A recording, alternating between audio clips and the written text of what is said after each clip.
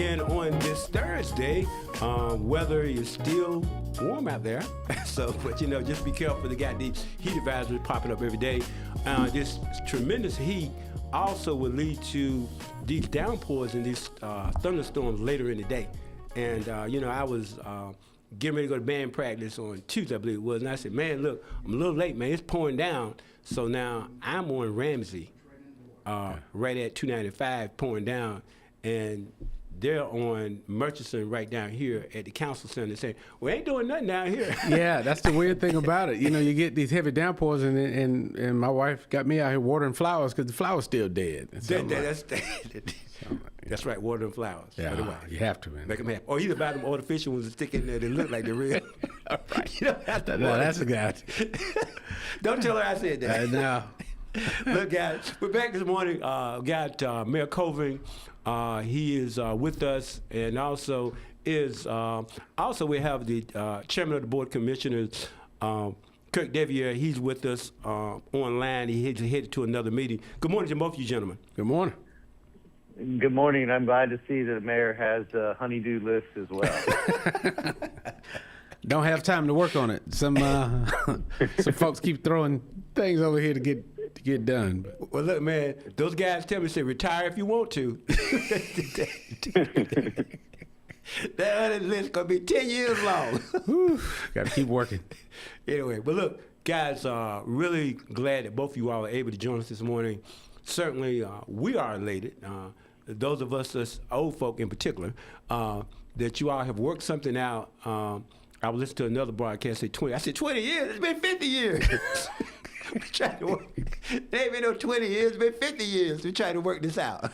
So speaking of the 911 consolidation, and I let you all lead that discussion as to what happened, because I want the people to hear it in real time, not try to read it filtered through print media or something of that sort. So whoever wants to lead off, you can lead. Go ahead, Mayor. You're there. Yeah, all right. Well, as you know, we inherited a 20-year-old situation, a problem, a disagreement. It's not something that was broken necessarily, but it wasn't working as efficiently as it could. And so, we got here the way we got here. I didn't really, wasn't crazy about how this ended up before us, but the chairman and I, when he came in, we started working on this and some other older legacy issues that just need to be put to bed, Parks and Rec and some other things. And so this surfaced back up, as you know, when the legislature got involved. And but what it did, it put a work group together with very intentional focus to figure this out. And so what had been the sticking point for years had been, who was in charge, and both staffs and the city and the county were entrenched to say, we can do it better. It has to be us. And that has caused a 20-year situation of disagreement. Now, 911 calls were answered, services were rendered. We've got a group of great professionals. But out of this work group came a framework to where it's joint. So in North Carolina, you can either have a official joint authority, which is a separate entity like PwC, independent authority. The legislator has to create it, so it kind of is its own entity with certain rules and parameters. And it would consist of city and county, and all of the members have to be drawn into it originally, and people would leave. The charter has to be open, and it was a lot more complicated and a lot more involvement by the legislator. This is a local problem that I think local leadership had the best point of view, and so what we came up with was a hybrid model of a interlocal agreement that will have the city and the county as the two primary partners. That we will admit the other municipalities will be represented as they want to come in and participate. Fort Bragg, the offer is there for them to participate, EMS and the health care system. And so you're able to amend, add, and delete members on a local level. And I think that's the best scenario. We felt that you may send this up to Raleigh and it may come back as something completely different. So the work group came to that conclusion. In this joint governance board, we'll work out the details, but basically primary will work like economic development does now. City and the county have a joint agreement to do economic development together. Robert Van Gens doesn't work for the city. He doesn't work for the county, but the county is the administrative arm that distributes the money to his organization. So the city makes its contribution, the county pays it. Robert has a board he answers to, and so this will be set up something very similar to that. So Kurt, you want to clean any of that up? Yeah, no, I mean, I think you hit it, Mayor. I think the focus has always been, since the Mayor and I started, kind of working this, and our two boards have really started working this, is to focus on making sure that when folks pick up, call 911, that, they get the best possible level of service. And the way to do that is to work together. Our public safety professionals have said, consolidate. The governance has always been a sticking point, and my hat's off to these two boards and this working group that to the Mayor's point, put in a lot of hours over the last several weeks through holidays and even extra time. I know that the Mayor and I spent going back and forth talking on the phone when we were probably supposed to be doing holiday activities with our families.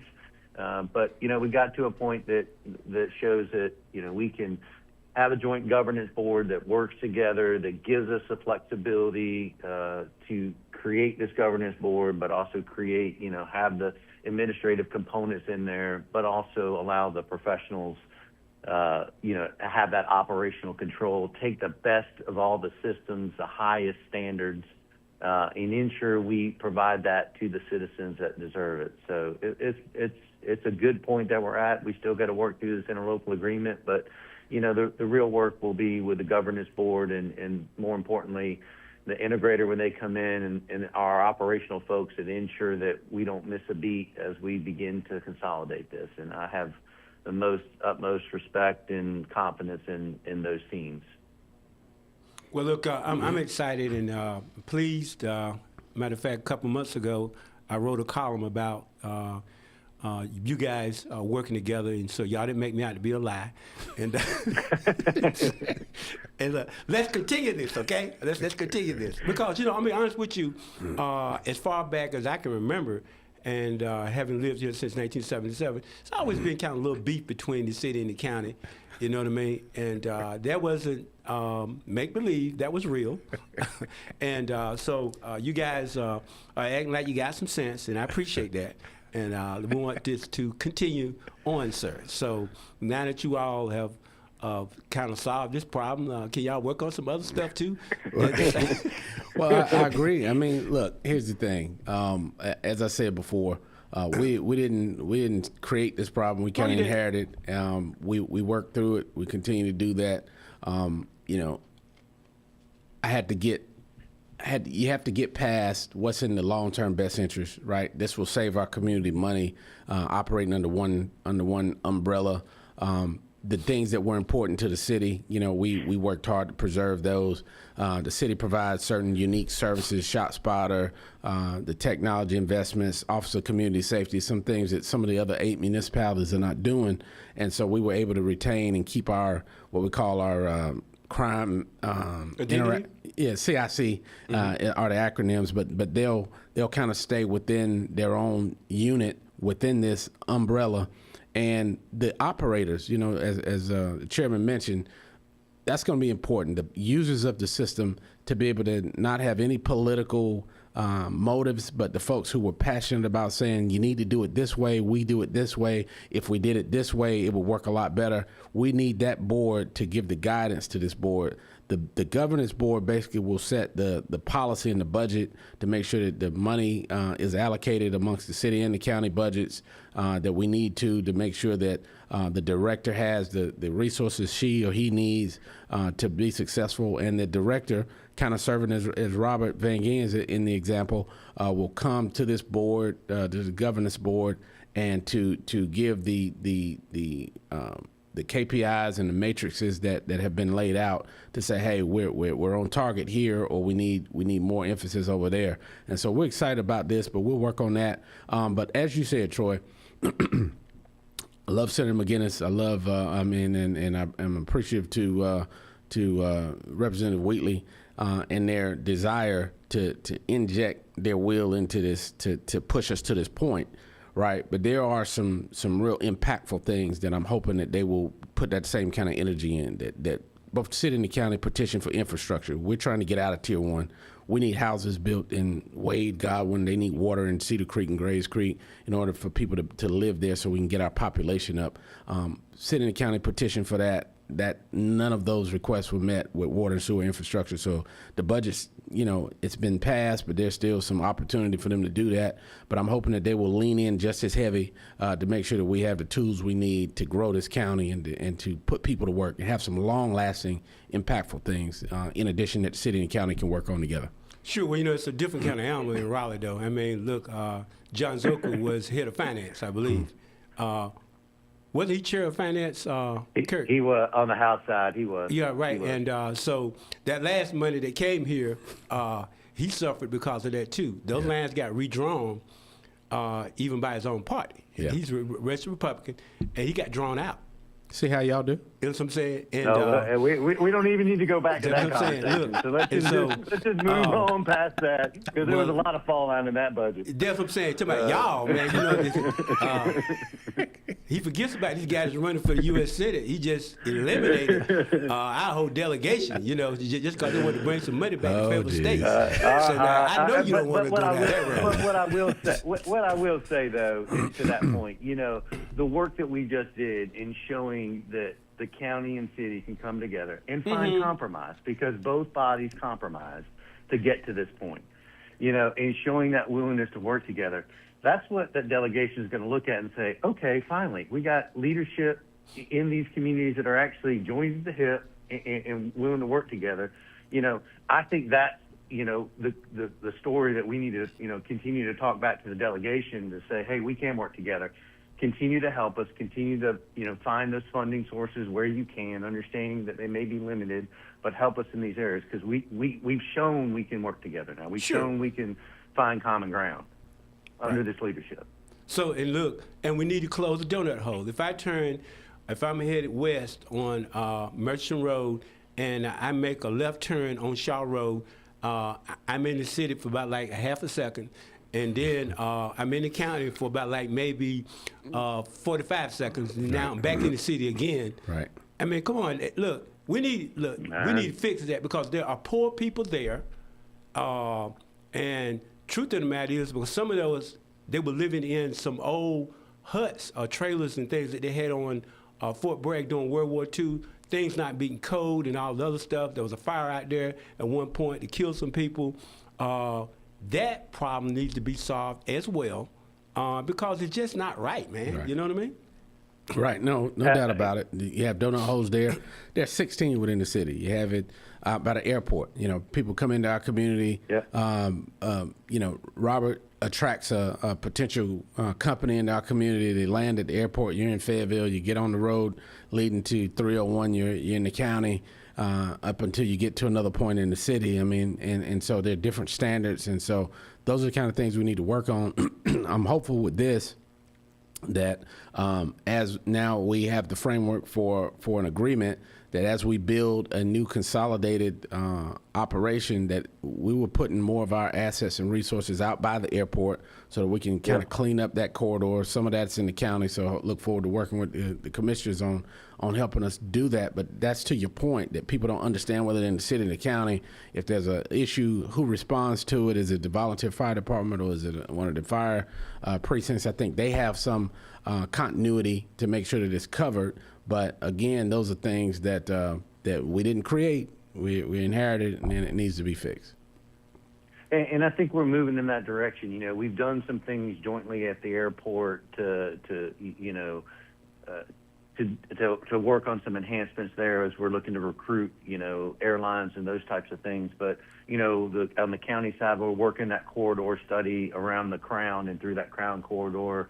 We've had conversations, the mayor and I've had conversations around that airport corridor kind of look and what that needs to look like. And I think, if we're looking at putting a joint 911 kind of center or facility out that way, that adds to that corridor. But what is that high level? What does that corridor need to look like before we start putting overlay districts and those things? And I think what we just did shows that we can find common ground and move forward. And I think that hopefully will send a message not only to our boards, but to the community and the other people that may be looking at our community to come here to say, okay, I got governments that actually focused on working together and growing a community. And that's what we want. That's another byproduct of what we just went through. Sure, because, I know this account, and I believe it, was from a good source, said that they were recruiting this doctor to come here, and his wife was with him. And so they fly in, and they start down Gillespie Street, and they see all of that, and she said, nope. She said, we ain't coming. Yep. See what I'm saying? I mean, and there are people that I've also heard that people have come here, and they went out the other way and drove all the way around, hit 95, 295 to come in from Ramsey Street to avoid, the cosmetics. And we have to admit, cosmetics, that's important. I mean, they matter. And, so now you're from Florida, Kirk, so I mean, I wasn't that familiar with Florida until my daughter moved down there, but man, every time you get to an intersection, they got it all beautiful. It's just nice. It's so welcoming and nice. And, we just have to do a better job. And look, I'll be honest with you. I drive over to Moore County, and I'm driving around Pinehurst, and I'm like, gee, I wish I could live over here. Because it's just super nice, man. And no, I agree. And I have that conversation with DOT when it's time to give us intersection crosswalks, and instead of giving us the pencil stripes, give us the enhanced stuff instead of near these projects, giving us the basic. And we were asking for the basic, because what DOT says is that you can get enhanced, you can get super enhanced, but it's up to you to maintain it over time. We had this mindset that we just took the basic of everything, and so now we're retrofitting and cleaning that up because it matters now when you're actually competing with communities, because people now have choices of where they live. Commuting is getting easier, and people can live in one place and work in another. So what we don't want to do is lose all of our people to that may work on Fort Bragg, that is a huge magnet for bringing civilian and defense-related jobs here, which is a sector we're creating. But we don't want them to land on the Moore County side for living because of quality of life issues. So I think we're working hard to do that. We made a lot of improvement, but it'll start with the city and county working together to do this. Again, I'll go back to the infrastructure piece. I'd rather see, Ben Stout and Adam Fur building their houses in Godwin and Falcon and not in Parkton. Parkton's right up the street. Robeson County is going to get the benefit of that, and so we'll continue to press to get the things they need so that can happen here in Cumberland. Kurt? And that's an exact point. It's what I've been talking about since the day I came on the commission is infrastructure. Two things we need to grow if we want to stay focused on prosperity in our community and growing a community. You can talk about getting out of Tier 1 if you want to use that language, but it's infrastructure in schools. And historically we've not made those investments, and now we're making those investments, but it takes time to turn. We've got municipal systems that have been in place for years that are struggling. We're having to make those investments. We're building out these districts across, the county, working with, different partners to include PwC, to include others, so working with these municipalities to try to get this infrastructure in place. We know we got an industrial corridor up along 95. We've got a working group, trying to tackle that and block and tackle that in small phases to understand what investment we need where. We've got to be laser focused on infrastructure, and then the schools. So the school system just came back and said, hey, county, we need another $150 million to do the new construction because we're woefully behind. This board committed that in the last budget.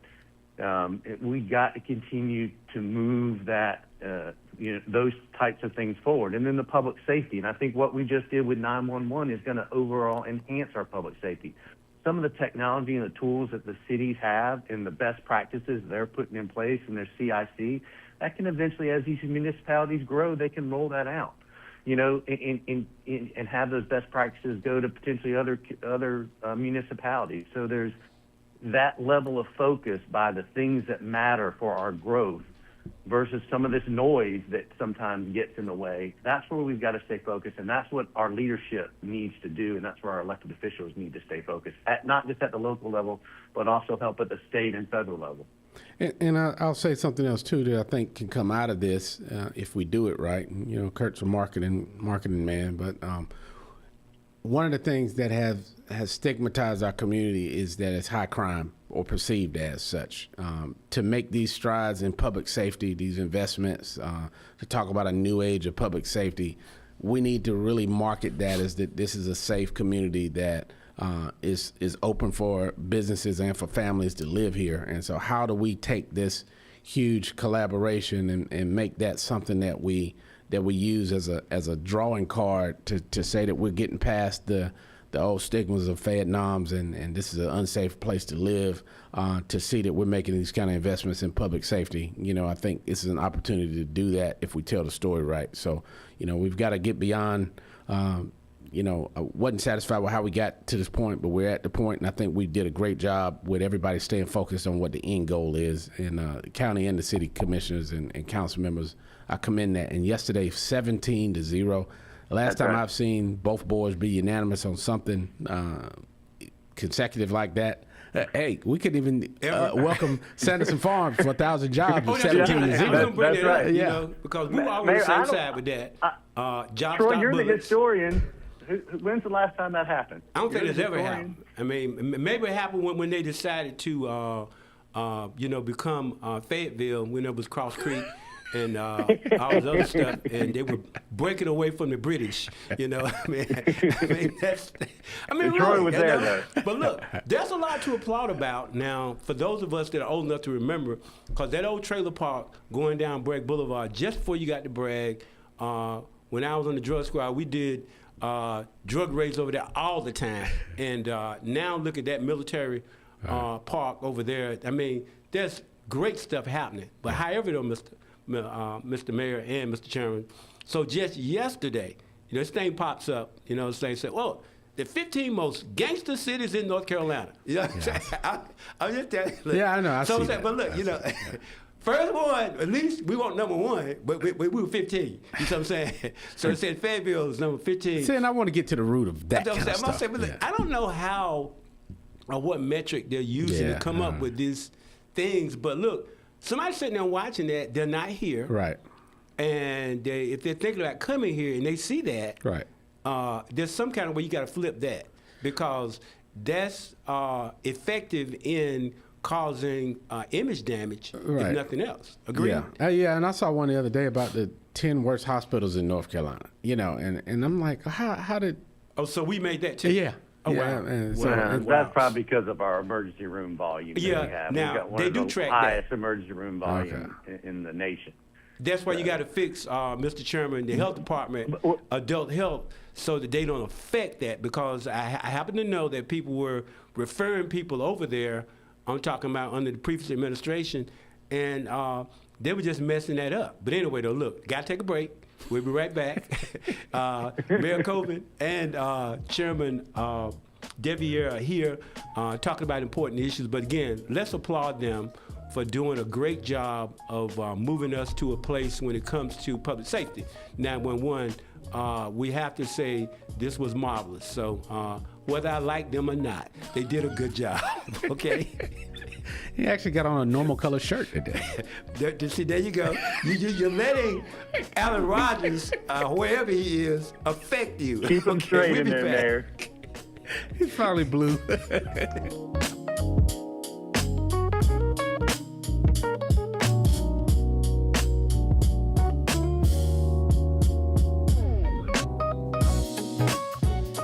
Hey, you looking for your next car? Start at Bryan Honda, 4104 Rayford Road in Fayetteville. At Bryan Honda, we make buying a car simple, stress-free, and affordable. Whether you're searching for a brand new Honda or a quality pre-owned vehicle, we've got a huge selection to fit every lifestyle and every budget. From fuel-efficient Civics and Accords to family-friendly CRVs and Pilots, Bryan Honda has the perfect vehicle waiting for you, and with our friendly, knowledgeable sales team, you'll never feel pressured. Need financing? No problem. Bryan Honda works with multiple lenders to get you approved fast with competitive rates that make sense for you. Plus, our certified service department is here long after the sale, keeping your Honda running strong for years to come. Drive smarter, drive happier, and drive home today from Bryan Honda, 4104 Rayford Road in Fayetteville, or you can visit online, BryanHonda.com. Your road starts here. Nobody beats a Bryan Honda deal. Not now, not ever. Angelic Florist Creations, 442 Hillsborough Street, Fayetteville, is family owned and operated, proudly serving the Fayetteville area. Whatever the occasion, Angelic Florist Creations can create a floral arrangement or gift for any occasion or holiday. Angelic Florist Creations has prompt, friendly, and caring service. If you want to say you care, you can always say it with flowers from Angelic Florist Creations, 442 Hillsborough Street, Fayetteville. Call 910-485-2205. The U.S. and Iran have exchanged intensifying fire across the Persian Gulf as an interim deal to end the war is threatened. North Carolina state budget includes $25 million to reestablish essential health care in Martin County. North Carolina's health industry is set to receive a significant boost after Governor Josh Stein signed the state's new budget into law. A follow-up state audit report on Wednesday found Rocky Mount utility customers were not double billed after thousands received two bills in a month. Your thermostat accounts for about 50% of your Duke energy bill. Duke spokesman Jeff Brooks says that he to watch that thermostat. That helps control the amount you pay. The North Carolina Department of Transportation is asking the public to help shape its new long-range transportation plan. Mike Rayleigh, NCN News. I'm Jamie Monticelli, WIDU Radio News. The City of Fayetteville's Rapid Team has been out in the community cleaning up illegal dumping to help keep Fayetteville clean, safe, and beautiful. Illegal dumping is an unlawful disposal of any waste, including large limbs, in unauthorized areas like roadsides, wooded areas, or vacant lots. It can harm the environment, attract pests, contaminate waterways, and create safety hazards. If you see suspected illegal dumping in the City of Fayetteville, you can report it through the Fay Fix It app or call 910-433-1329. For more information, go to FayettevilleNC.gov. North Carolina Emergency Management reminds now is the time to check your insurance, not when a storm is on the horizon. Standard homeowners insurance typically does not cover flood damage. Most flood insurance policies have a 30-day waiting period before they take effect. July is the perfect time to ensure you have the coverage you need for the peak of hurricane season. From WIDU Radio, I'm Jamie Monticelli. Good Thursday morning. We start your day with temperatures mild in the low to mid 70s and partly cloudy skies. A few isolated storms are possible late in the day. Otherwise, we're hot with highs reaching the mid 90s, and we'll have partly cloudy skies. A few isolated showers are possible early tonight. Otherwise, we're partly cloudy with temperatures in the mid 70s by Friday morning. We're then hotter on Friday with highs reaching the mid to upper 90s with a few more isolated storms. I'm meteorologist Grant Skinner in the NCN Weather Center. Hi, I'm Mitch Colvin, president of Colvin Funeral Home and Crematory. For over 50 years, our family has provided professional services with dignity, compassion, and respect with families during a time of need. We realize funeral services are as unique as those we're honoring. We offer a variety of affordable, quality services tailored to meet each family's needs, specializing in burial and cremation services. Proudly servicing Cumberland, Robeson, Hoke, Harnett, Bladen, and surrounding counties from 2 locations, 2010 Murchison Road, Fayetteville, 1904 Elizabethtown Road, Lumberton. For more information, visit our website, www.hmcolvin.com.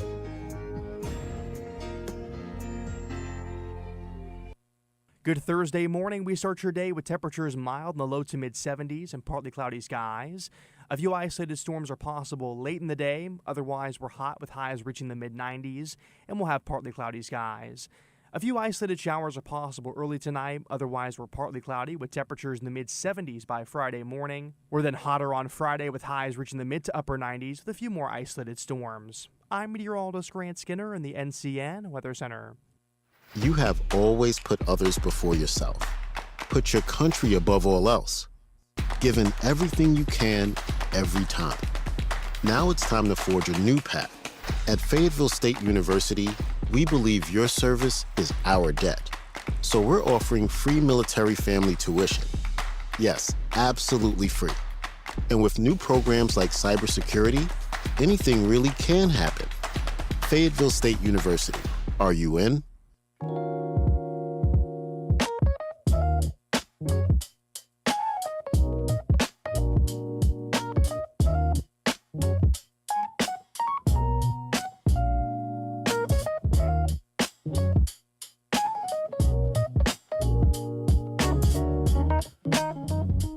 We're back now, 37 minutes for the top of the hour. Really do appreciate you guys. For real though, like I said, these donut holes, things we need to fix, because there's a bigger picture issue here. And like we were talking about with the hospital, and why public health needs to function the way it's designed to function. Yeah. I mean, that's a component inside of the health system that if it's not working, it affects other stuff. Like you say, the hospital. Yeah. So, and KIRK is right. We are seeing, though, with our new CEO out of the hospital, Dan, they recently just met with DSS, met with our health department, trying to deepen those relationships to make sure that as we look at our healthcare system across, our community, that it's as strong as it can be. And we know we've got some work to do in some of those areas. And plus the downward pressures that we see on both of those departments, as well as the healthcare system in general, with Medicaid and some of the other downward pressures that we see from the federal level. We've got to be, just like we were talking about city and county collaborating, we've got to make sure that entities like the hospital, so it's great to see our new CEO, Dan Weatherly, engaging those community assets to make sure that we're all moving in the same direction and working together. Well, let me make a suggestion to both entities, city and county. Y'all put people on these boards. Some of them, they just want it there to be on their resume. Let's be honest. They're not doing anything. I'm not saying they're not qualified. However, they're not engaging stuff. I know. I give an example. On this one particular board, they had a little packet. They say, you need to read this, blah, blah, blah. I'm not reading that. Well, you need to get off this board. You know what I'm saying? And then some of them serving on multiple boards, whereas that, I got to leave this meeting to go to another meeting. We have over 350,000 people here. But look, there's enough people here for us not to have one person serving on multiple boards and cutting us short like that. That's my point. And I don't know how to get there. Maybe it's because somebody politically or whatever. I don't know. I got a pretty good idea. But I'm saying is that we have to stop that if we're going to allow those boards to be fiduciary compliant and all this other stuff, because, that board to public health and the board to DSS, those are important boards. Yeah. And those folk need to be on their money, Mr. Chairman. Yes, sir, and it's one of the other things that we've done over the last 18 months is totally rework our boards and commissions process. So there really wasn't a process, and quite frankly, hats off to the city. They kind of had a documented process that I recalled when I served with Mitch on the mayor on city council, and so we went back and re-looked the process by which that people can apply, how they apply. The process by which they're selected. We put a committee in place to look at it twice a year, put some things in place on each board. There's some criteria by which certain seats require certain things, and so make sure those all criteria were aligned. So we're trying to, put some structure to that, because there really wasn't before, but also encouraging people to get involved. And that's part of the other problem, Troy, is you only have a handful of people, because we've got to engage the community deeper to say, we need your expertise. This is your time that you can help, give back to the community and serve on these boards, and we need your expertise. But they've got to be, because I think we've got professional boards running. We just got to get the people, the right people there. And so we're trying to create that environment to do it. But you don't want people now, I'm just saying, this old guy talking. You don't want some people get on boards to use it as a stepping stone to try to get into politics. You see, that's part of the the challenge is that, in particular, certain boards, like the Board of Planning and Zoning and all that, so you get that mixture, and they're using that to try to get, now I'm ready to run for office because I've been on this board. So we could get people that are committed to serving, but not necessarily trying to look down the road. I'm only serving because I'm trying to elevate my political status. Yeah, I mean, you know, we've got a boards and commission appointments committee that is supposed to, you know, DJ Hare, Councilman Hare, the Dean, Mayor Pro Tem, and I think Hondros and myself are on that. You're supposed to vet it. The people who apply for it, you know, we want to encourage more volunteers to apply for this stuff, but we're checking social media sites. We're looking at backgrounds. You know, you can't put someone on an important board like a planning and zoning that has real economic consequences, that doesn't have any idea about, you know, policy or some of those kind of things. And so some boards fit people better than others, but we try to do, and I think the appointments committee does a pretty good job vetting that. Every now and then you get you know, people who don't operate in the best interest, but a lot of citizens sacrifice a lot of time. They're unpaid. They come and they put the work in, and they do some important work for the city, and we need that, and we encourage more people to participate. Like you said, you know, out of the 350,000 people, you know, you may have 0.1% that really participate. So we need to expand the participation on that. And I'll also add the other piece of that is when we get those good people, you know, on the board, those volunteers are giving them their time and giving back. We've also got to create that mechanism, because I'm just at the city level like it is at the county. Those are extensions of our board, and, you know, and that feedback has got to come up, and we've got to listen to those recommendations and engage with those boards.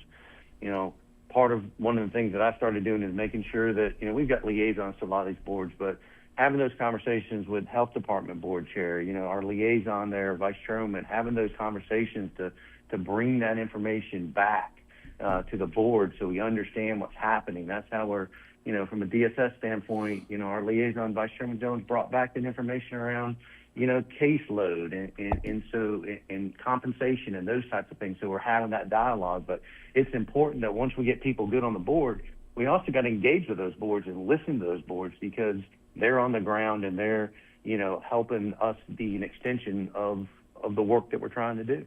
Yeah, because I've seen Mr. Mayor have to kind of check some of his members, not this administration, but previous ones, because of how they're talking to board members. I mean, these people are voluntarily serving their time, and I'm not quoting the mayor exactly, but I know he knows what I'm talking about. And, you know, they're just coming after man like, you know, like they're Putin or somebody. You know, you're just going straight at them. I'm like, and you're like, wait a minute. These people, they are citizens, and they're dedicated and serving their time, and now they're standing before us, and you're just going to denigrate them, talk down to them, blah, blah. You see, we can't have that either. Yeah. I mean, and I've seen that, Mr. Mayor, and now give you credit, you were like, hey, look, we ain't doing this. You see what I'm saying? But that's not fair. And we need elected officials that are, number one, going to respect the work that these people are doing. Even if you disagree with them, there's a way to be agreeable in your disagreement.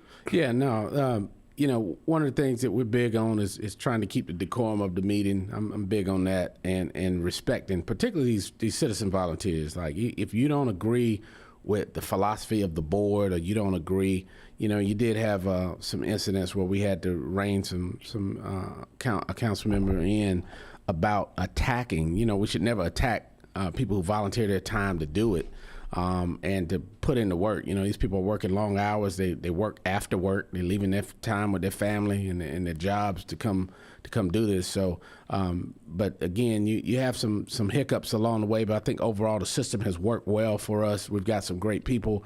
Some of them have led to political leadership later on, because they started out with the heart to serve. And as long as that is the driving force that makes someone sign up and volunteer to say, hey, I want to contribute to my community, it starts out with a board that may lead to some other forms of leadership, that we encourage that. And so looking forward to continue to do it. I think one of the things I want to make sure that we catch with the chairman here, there were two items of legacy business that we had. One was the public safety, the other is Parks and Rec. So as chairman, I know we knee deep, but we've got to get Parks and Rec nailed down. That's been kind of lingering since 2006 when we entered in an agreement. It's working, like 911's working, so we've got a working system, but we need to revisit it, and that was one of the two things that we committed to doing. So I want to raise that back to everybody's attention. I think we sent you something the other day, so we need to make sure we're tracking that. We got your letter back, Mayor, and from the request I sent in May. So let's not. We're going to respond to you. Our board's going to talk about it in July, and we're going to come back to you. May have not answered the question we asked, but we received your letter back, and by June 30. We're committed to work. We're committed to finding a path forward on Parks and Rec. It's too important. Those are the recreational assets, the amenities that we need. When we put together this overall picture of a growing community and one that we can recruit people to, that's a core piece of what we need to do. And I know we're continuing to have conversations even at the TDA level and CVB level to talk about sports tourism. I know that's been a passion of yours as well, especially with the investments the city's been making, but also the other investments that we can make across the county. So again, I think, the path that we've made with 911 sets the stage for a lot of other things to come as we can continue to move forward. So we'll move forward there, and there's a lot of other things that we can work towards too. Let's get this airport corridor study. Let's wrap that in. We're willing to participate in that. We've got a Crown one going, so there's lots of opportunities there. Yeah, it's like you have the Senior Citizen East, which is right down the street, and man, it's marvelous down there. You youngsters, like the mayor, stay out unless you're there officially, unless you're 55 years old. Do not come. I don't want to see you down there. Notice he didn't say me, Mayor. So you young guys, stay out of there, okay? All right? Yeah, old enough to be up in there with us, okay? But that's really nice, though. What I'm saying is that, and we need that kind of thing. I mean, come on. I mean, it just, that's what makes our community. I just like seeing the seniors are out. Then they're playing cards, playing chess, they're knitting, whatever they're doing, But we have a fabulous one there, and and the Bill Chris one with the pool, man, that's just off the chart there.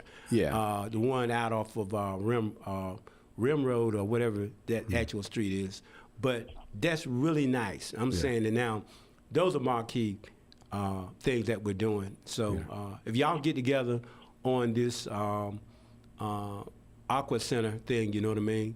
Yeah. That would be a good thing. I know people, come on, we can swim all year long, but you just building these things where folks can just come for other kinds of things. You know what I mean? I know it sounds nice, but I just don't believe we're going to have a DPAC South. I just don't. So. And I think that's the point of the county's making an investment in a feasibility study. Let's see where we are. What it needs to be based on the market, where it would need to be, the financial side of it, and then you begin to bring all those partners together, because there's a lot of partners across the county, but, it had been talked about, so let's drop that feasibility study. They're beginning to work on that. Hopefully we'll have that back this year, and then we can begin to look at what's right for the community based on, what the market's saying, and then how we bring partners to the table, because there's a lot of partners that can participate in that. Right. So if you're hearing a siren in the background, we ordered that up because we were talking public safety. 911, public safety. Just kidding. But look. Hey, Troy. Before we break away, we kind of went down the public safety lane, but one of the things that really is coming out of this joint 911, and we talk about public safety. The mental health component is a core part of that public safety aspect. At least I know when we talk about it, it's not just that has to be part of the conversation. And I think an outcome or a benefit of what we're going to see come out of this consolidation is more resources pushed into mental health. The city's done a great job of the foundational work they've done on the Office of Community Safety and the work that they've done there. The county is, engaged and looked at some things on how we inject mental health deeper into that call process and the the dispatching process, but we're also looking at that next step on where do they go when somebody has an issue. So I think, I don't want to gloss over that point that, from this consolidation, you're going to have a stronger mental health framework and network and foundational work that we need in our community, because a lot of these calls on 911 are mental health. And the city's definitely seen that now with the Office of Community Safety that they've stood up, and we see it in the data that was provided to us as we had a consultant come in to tell us how we could structure, somebody in the call center that's a professional licensed clinician, as well as, a response team as well, much like what the city has already set up. And there's a lot of lessons learned that we can glean from that as we build out this mental health infrastructure that we need. And quite frankly, that the county should be, a part of, because it's part of that health and human services aspect. Yeah, and really look forward to how that was one of the components that our mutual friend was passionate about, was OCS. That members of the community advocated for that. The city took a chance and made the investment on that, and it's 2 years in, and it's really doing well. We wanted to make sure that those specialized services that were unique to Fayetteville were preserved.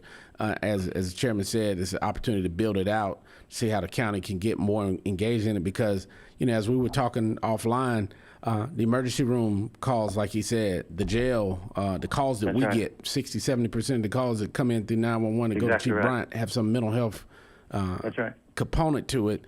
This will relieve the entire system from pressure if we can get it right. Yeah, and I'm supportive of. And there's been some great foundational work done, and I think that's, and even the systems that are already in place. I mean, y'all shot have done spotter, that, things like that. Which saved the young man's life the other day. Found one that was deceased and one that wasn't. Right, so I'm saying, and there are people out there, well, you guys know what I do, that my other job. So I'm talking to somebody, and he got caught, and he said, shot spotter got me, man. And I was telling somebody, they said, no, I don't believe that. I said, well, he got caught, and he believes that shot spotter got him caught. So therefore, whether shot spotter got him caught or not, that was in his head. So therefore, that generation that he's in, they believe that shot spotter makes a difference. So there's just like putting these police cars out there with the lights turned on with nobody in them. Right. It's a deterrent. Right. So it does have value. But, when you speak to that mental health piece, it's also, when, the OCS team engages them, or, they're engaged by a public, safety officer, or, a sheriff or deputy or municipality, one of the municipality's police forces, that we also have to have somewhere to put them. Our jails continue to be crowded with people that don't need to be there, that they need mental health services. Our hospital has, people in there that don't. So we're working towards, trying to work towards a partnership around, this behavioral, what they call a BHUG, but it's basically a behavioral health urgent care kind of rapid response. So it provides a place that people can go so that they can get the help. We've got those nonprofits across our community that can plug in and do the work. We just need that, that 3 to 7 days, that 7 to 30 days, that 30 to 60 days, so that people can get stabilized and we can get them back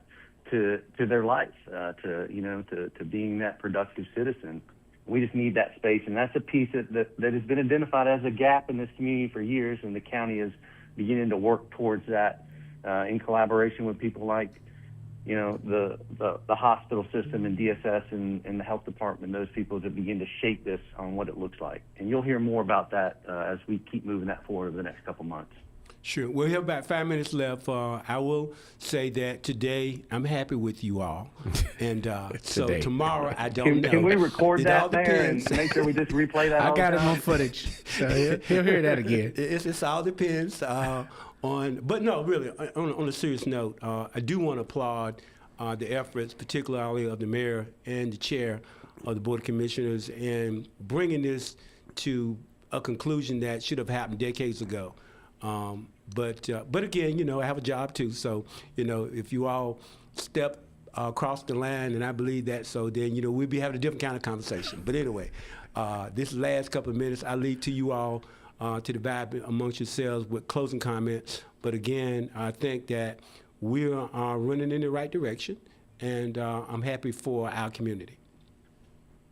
Mr. Chairman, you want to kick it off? I started it. Yeah, sure. I'll just say, Troy, appreciate the opportunity to come on, the candid conversation we always have, and just the real dialogue that we have. So appreciate that. We still got some work to do through this. It's nice to kind of take a breath and celebrate the collaboration in that 17-0 vote, but we've got some work to do. And our boards, people can look at the mayor and I and say, kudos, good work. But these boards really rolled their sleeves up and found common ground and worked together. And our staffs worked together. Our public safety folks that came together in this working group. It's a bigger team effort across the board. But I think it really shows in when people really look. They say, okay, now we've got teams that are really all trying to row in the same direction, and that's important as we begin to tackle other challenges. And I would just encourage, as we tackle these other challenges, these legacy things that the mayor talked about, that we can disagree to things. We just got to stay respectful through the process and stay focused on the issues. And I think, we try to do that through this process. Yeah, well, again, I reiterate and echo, thank my council members for working after hours. They had breaks, they had vacations. Many of them zoomed in and called in. Even had Councilwoman Green zoomed in from Greece. It was on several different hours, time zone different. So I appreciate the commitment to getting this right for our community. And as I said before, we've got to look farther down the road in a number of areas. There are a lot of legislative changes that's been pushed down to the local level, like this new bill on homelessness, to where cities or counties can be sued by private citizens if homeless it impacts your business or your quality of life in any way.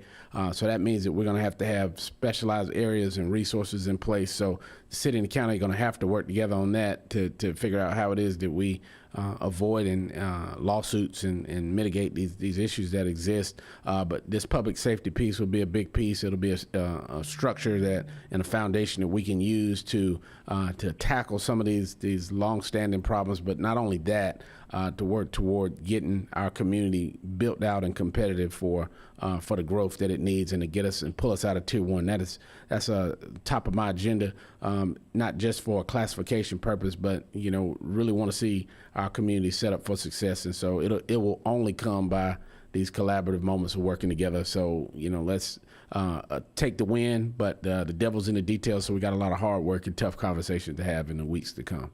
Well, thank you so much. I would say in this last minute, I do have a minute left, that I know the 17-0 is great. And some of the Cowboy fans are already saying they're going to be 18 in there. Now, look, that's just crazy. You see what I'm saying? I mean, it's not going to happen, okay? I mean, look, it's not going to happen. I got this Cowboy stuff and it's, oh, man.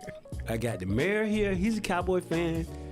Our producer, Carl, he's a proud Cowboy fan. And it's about, well, great men look towards the star. And they've been trying to bring in a spiritual aspect to this. What? Get out of here. Look. And he actually wore a decent shirt today. So thank you. Thank you, Troy. Okay. Pastor Brinkley's working on it. Appreciate you. Thank you so much, Mr. Chair. Okay, Mr. Mayor.